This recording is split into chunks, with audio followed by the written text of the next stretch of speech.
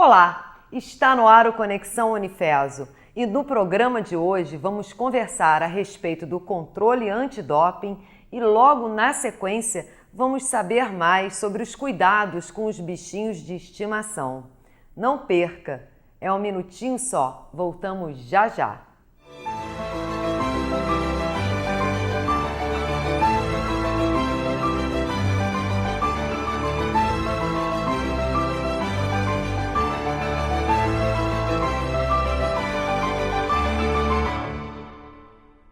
Estamos de volta com Conexão Unifeso, o programa que leva a nossa instituição até você. Hoje estamos recebendo o professor Felipe Dias Leal, que é doutor em Química e professor do curso de Farmácia do Unifeso. Não é isso, professor? É isso mesmo, muito obrigado pela oportunidade. Seja muito bem-vindo ao Conexão. Obrigado. Professor, quero começar essa entrevista lhe perguntando o que é o doping e como que funciona esse controle antidoping no Brasil. Então, antigamente a definição de doping era meramente o encontrar uma substância proibida no corpo de um atleta, através de um exame de sangue ou de urina. Hoje em dia essa definição foi ampliada. Então, além de encontrar uma substância proibida no corpo de um atleta, outras condições também são definidas como doping. Exemplo: administração, posse, tráfico, todos esses tipos de condições também são consideradas doping. Uma outra condição que é muito importante é o sumiço, ou seja, o atleta não divulgar o seu paradeiro para a Agência Mundial Antidoping, porque ele pode sofrer um exame de surpresa. Então, quando ele não informa o paradeiro ou quando se nega a fazer um exame antidoping, isso também é considerado doping hoje em dia. Então não são só o uso das substâncias, é simplesmente portar essas substâncias. Agora, o atleta portar essas substâncias ou, por exemplo, a equipe que está ali acompanhando, o preparador físico. Sim, os fisiologistas. Isso também afeta o atleta. Também. Quer dizer, ele pode não ter ingerido a substância, mas se a equipe dele estiver portando essas substâncias, ele pode não participar da competição, é por aí? Então, a equipe muitas vezes toma conta de vários atletas, tá? Mas o próprio componente da equipe pode ser punido. Se não for observado a administração no atleta, o atleta em princípio não tem envolvimento. Mas a equipe também pode ser processada, também pode ser punida, não somente o atleta. Tem uma fiscalização toda a respeito desse sistema, Está tudo descrito no Código Mundial Antidopagem. Então tem todas as responsabilidades do atleta, da equipe, da confederação, cada um tem a sua responsabilidade. E isso vale para todos os países? Todos os países, que obviamente estejam envolvidos nas competições de alto rendimento.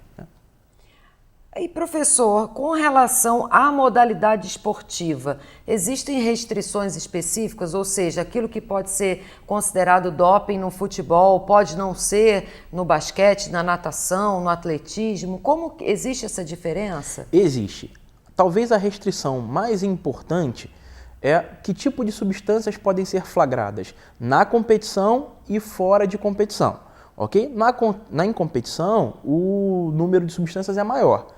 Porque você pode ter as substâncias que têm atividade curta no momento da competição e as outras que são ingeridas no período de treino, na qual mesmo que o atleta no momento da competição não esteja ingerindo, ele tem um benefício do uso posterior dessa substância.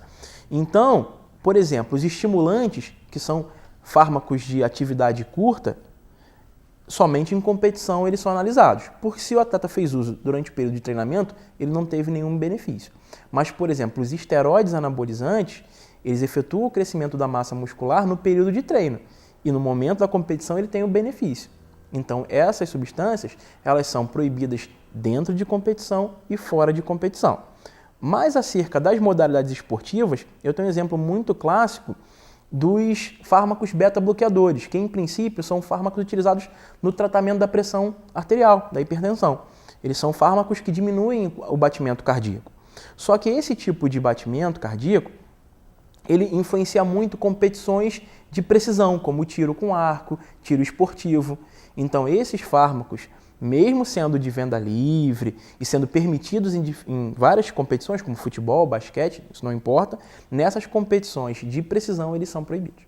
Aí, nesse caso, a pessoa que precisa do remédio, até por uma questão de saúde mesmo, tem que optar por uma outra substância que esteja fora da regra, do controle, fora do que seria considerado doping. Exatamente. Caso o atleta tenha necessidade de usar um fármaco proibido, ele precisa do que a gente chama de exceção de uso terapêutico, que é um laudo médico, que nele tem que constar a patologia do paciente, o tratamento, tem que constar que ele não dispõe de qualquer outro tratamento que possa fazer o mesmo efeito e também ele tem que provar que esse fármaco, nessa modalidade, não está agindo de forma a dar algum benefício para o atleta. Agora, com relação à influência da tecnologia em relação ao controle antidoping no campo farmacêutico, como que você avalia isso? Então, os laboratórios que controlam doping, eles têm que estar no topo da tecnologia. Tá? Então, os equipamentos necessários para enxergar essas substâncias em concentrações tão baixas têm que ser de última geração. Tá? Isso é uma condição essencial para o bom controle, porque se você tem um equipamento de geração anterior, muitas vezes ele não vai conseguir encontrar os fármacos nas concentrações tão baixas que são exigidas hoje em dia. Então, qualquer profissional que se propõe a trabalhar com doping, ele precisa ter algum conhecimento sobre essas técnicas, mesmo que depois, a posteriori, ele seja treinado no laboratório. E os resultados dos exames antidoping, né? Eles podem falhar? Teve aquele caso que ficou muito polêmico, muita gente comentando na mídia, na época, no ano 2015, com Anderson Silva, que parece que foi acusado de ter doping, e aí depois houveram outras interpretações. Como que você acha dessa questão desse controle, desses métodos de avaliação? Olha, a falha por esses métodos é extremamente rara, ok? Todo laboratório de controle de dopagem, ele precisa seguir um rigoroso controle de qualidade. Ele precisa ser submetido a 2 tipos de auditoria. Uma pela ISO 12025, né, que é a ISO requisitos para laboratórios, e também pelos requisitos do requisito internacional de laboratórios, que é gerado pela própria Agência Mundial Antidopagem. Então, nesses documentos, são extremamente validadas qualquer tipo de informação, qualquer tipo de método analítico, para, de fato, diminuir ao máximo os erros possíveis. Então, pode-se considerar um erro no controle de dopagem uma coisa muito, muito rara. E mesmo assim, nesses casos, para isso existe a contraprova e as outras instâncias que o atleta pode requerer, caso ele não tenha, de fato, ingerido e tenha sido flagrado num exame antidoping. E professor Felipe, por que os atletas acabam sempre recorrendo a isso? Quer dizer, existe todo um desejo, né, de tentar usar o doping. Por que isso é um problema? Então, o atleta de alto rendimento, ele está frequentemente sob pressão de si próprio, sob pressão do próprio país, da imprensa, dos familiares, dos patrocinadores, porque tem dinheiro envolvido. Então, diversos atletas, através de uma pesquisa, revelaram que boa parte deles topariam tranquilamente se dopar desde que tivessem certeza de que não seriam pegos. E boa parte deles, inclusive, não se importariam de morrer 5 anos após sua aposentadoria no esporte, para você ter uma ideia da dimensão do problema. E aproveitando, eu gostaria só de fazer uma correção. A ISO, na qual se refere os laboratórios, é a 17025.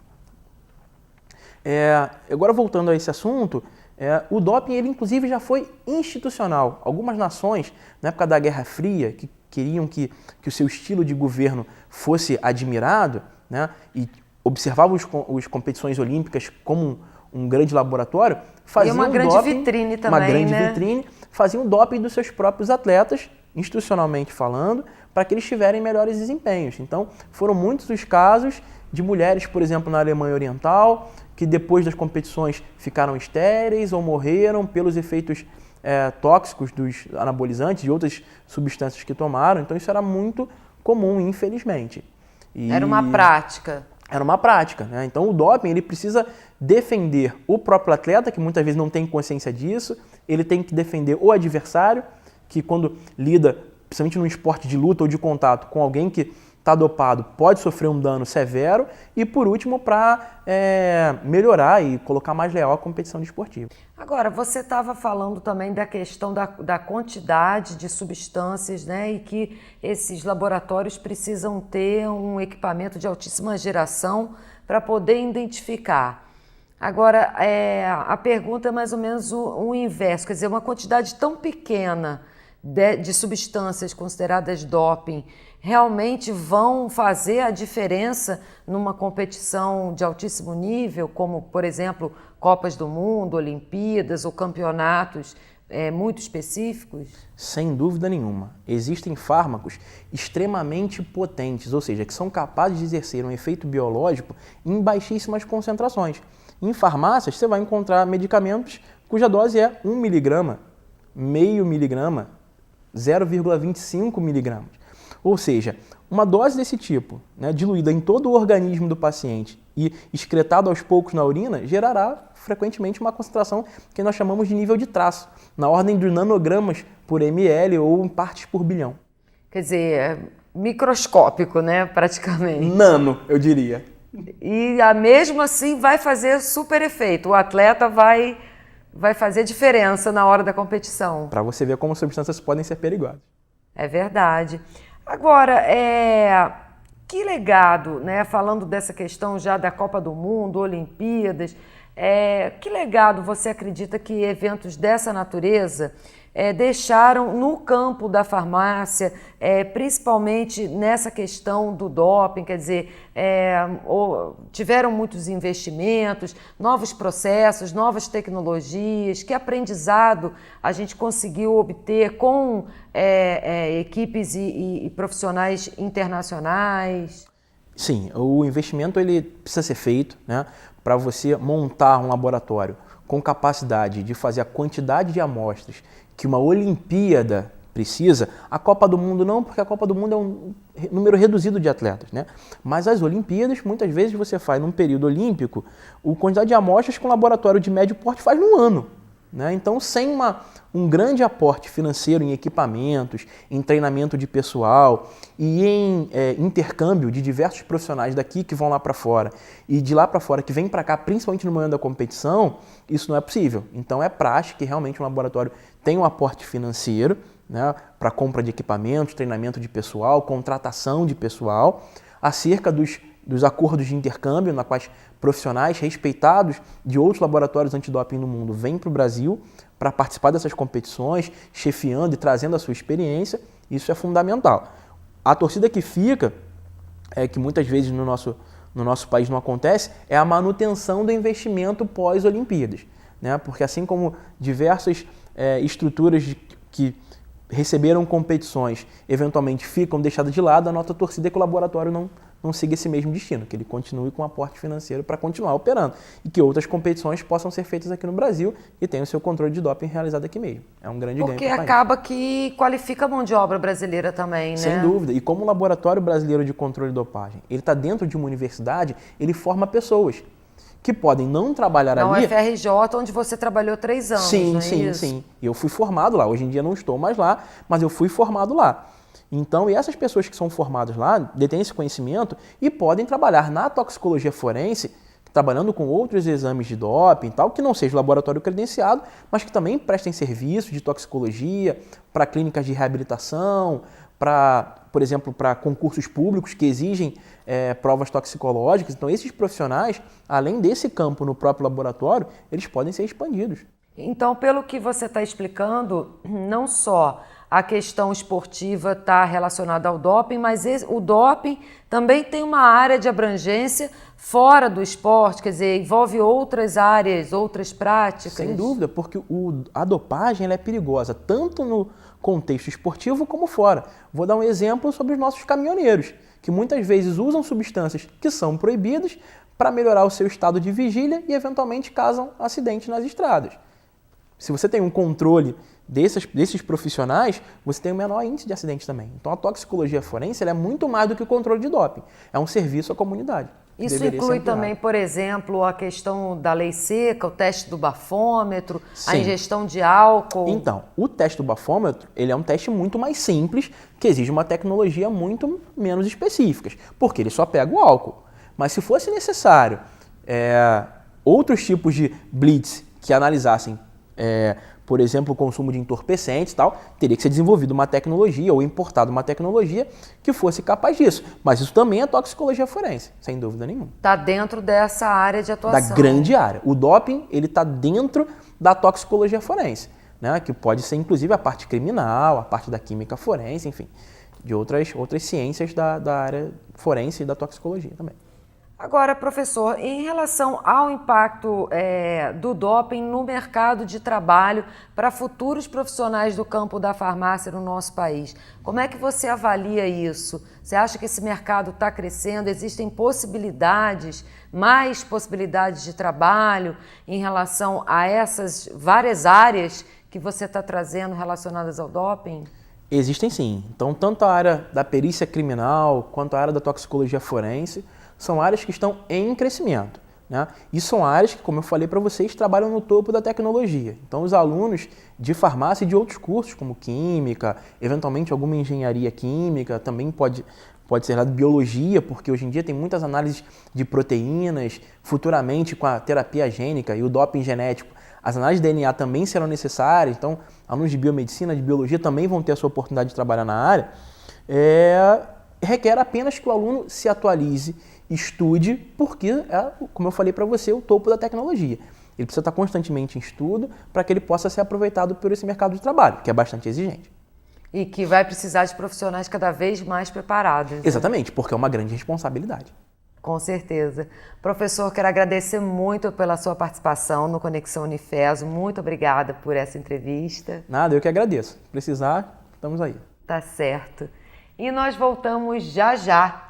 Vamos conversar a respeito de bichinhos de estimação com a professora Priscila Tucunduva, que é coordenadora da Clínica de Medicina Veterinária do Unifeso. É um minutinho só, não saia daí.